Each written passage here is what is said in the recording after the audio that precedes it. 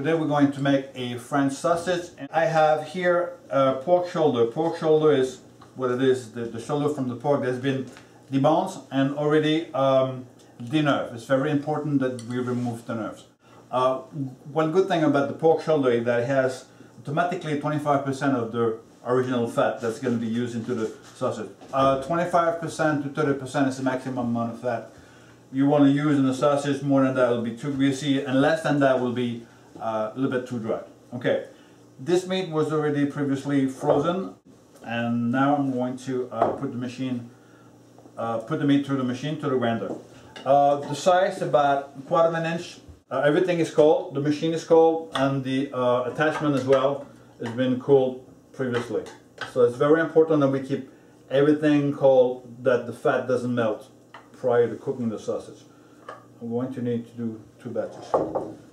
Okay.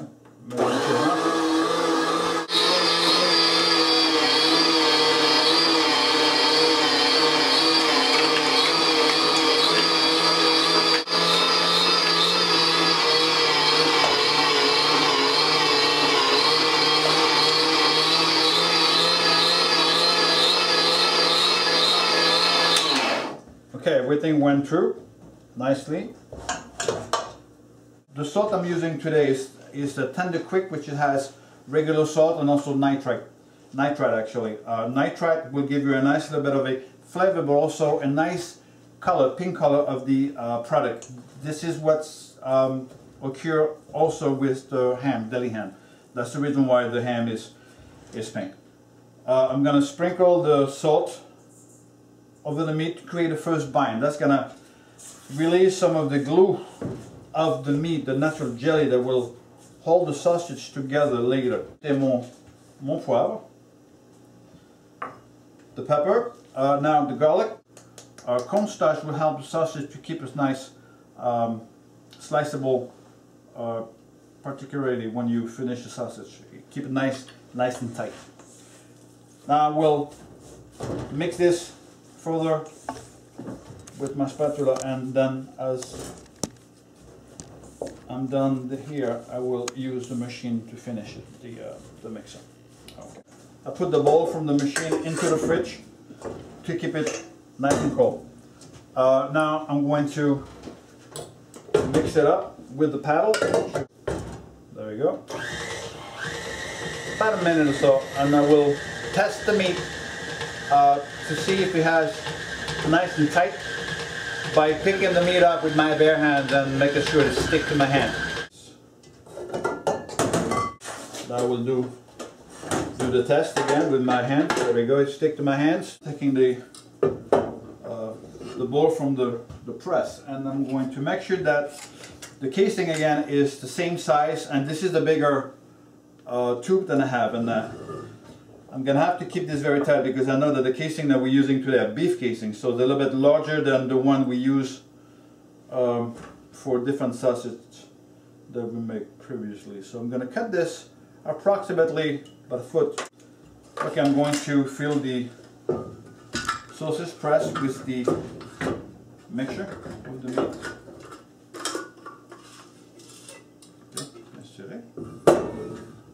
Okay,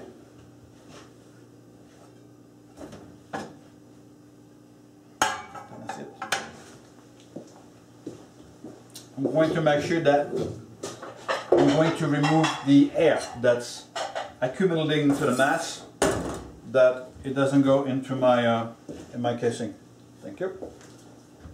Now again, I will take a little bit of the mixture and into the plate and into my container.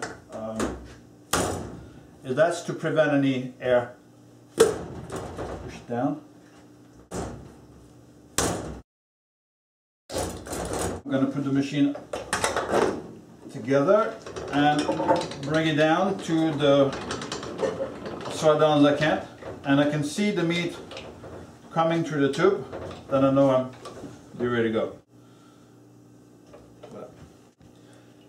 The beef casing is a little bit larger, and we're going to have to tighten the casing on end because they are.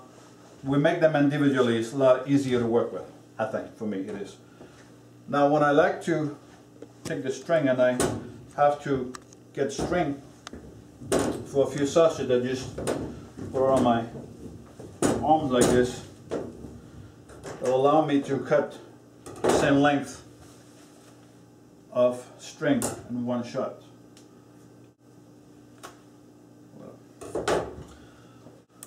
I'm taking a piece of casing and we're going to make another, it's called a bubble nut. So I'm going to, I leave approximately an inch of the casing sticking out. I go 1 and 2, that's the first knot. Then I'm going to take the little tag, flip it over my string here and trap this in the next knot to make sure it doesn't slip, especially if you want to hang your sausage later on, which I recommend overnight in the fridge before you cook it. Now we're going to encase the casing over the tube and we're gonna keep it very tight and make sure the sausage is nice and tight. So press it, let it go slowly, let the meat that comes out of the casing do the job.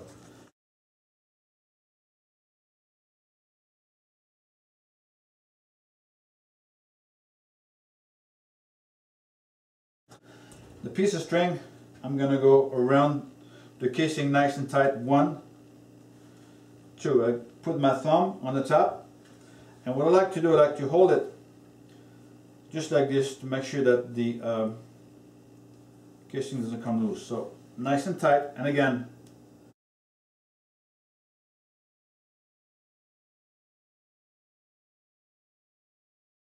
a little loop to hang them later on. Go. I'm going to cut the casing a little shorter now. Cut the bottom string shorter. I'm going to make another one, maybe a little smaller, but it'll be alright. Now, any pieces of excess that comes out, you can use it again, but you have to remix it with the mass because it's not going to be nice and tight otherwise. A bit smaller on this one, maybe, maybe not. Nice and tight.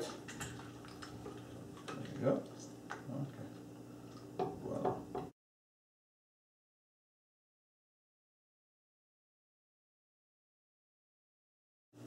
I keep it nice and tight, and I will use my hands to make sure it stays that way, and I put my thumb on the string to keep it from loosening up. With my belly I hold it, the tag. This way it's easier to work along, or you can have somebody help you out, but it's not always practical. There we go. Now this tag over the string, and again 1, 2, tie them up, and I will finish it and make a little loop. For this suspend to hang them. I will suggest that you hang them overnight in your fridge. They get nice and dry on the outside, and then for cooking them 145 internal temperature in a very low simmering water. I'm looking for air bubbles, a little few, you can see it through the casing, and again on both ends, very nice, a nice little sausage.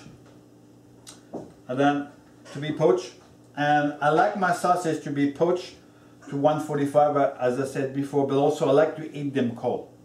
Reheat them is okay, but do not over reheat them, they become drier. I'm going to cook the garlic sausage. I have the water to a temperature of 180. I'm going to add the garlic sausage into the water bath, and I'm going to cover them with a rag, a cloth, in order to keep them submerged. And sometimes they get tendency to float, so by keeping them submerged with the rag, it'll keep the temperature consistent. It will be more consistent in the cooking. I'm going to put the little rags over the top to make sure they keep submerged and to keep the constant temperature and put this back there and to monitor the temperature while it cooked. And this way you can adjust your temperature up and down depending on what you see on the thermometer. Thank you for watching. If you like the video, just press the like button, and if you haven't subscribed yet, do so. Thank you.